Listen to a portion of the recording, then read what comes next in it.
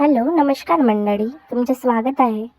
आज आपण बनवू कांदे पोहे. त्याच्यासाठी इथे मी एक कांदा, मिरची, मटर, टोमॅटो, कढीपत्ता आणि ओला कांदा स्वच्छ चिरून घेतलेला आहे. आता मी कढईमध्ये तेल ठेवलेलं आहे.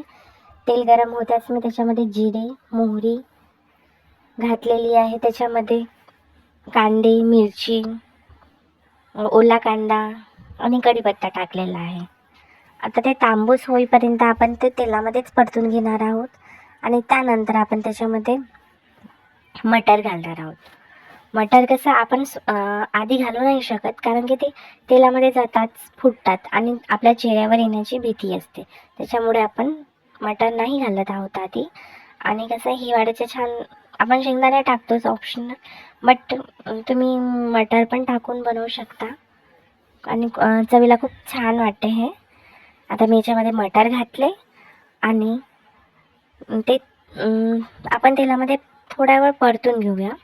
त्याच्यानंतर आपण त्याच्यामध्ये कसं जेवढे पोहे पिवळे दिसतात तेवढे ते छान दिसतात. आपण त्याच्यासाठी तिथे हळद घालणार आहोत. चवीनुसार मी त्याच्यामध्ये मीठ टाकणार आहे.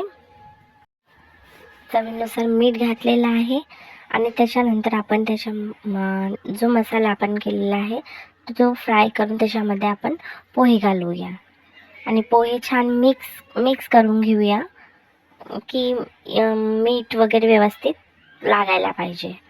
नंतर आपले आता पोहे रेडी आहे. आपण त्याच्यामध्ये गार्निशिंगसाठी कोथिंबीर टाकलेली आहे आणि आता आपल्याला खाण्यासाठी पोहे बिलकुल रेडी झालेले आहेत.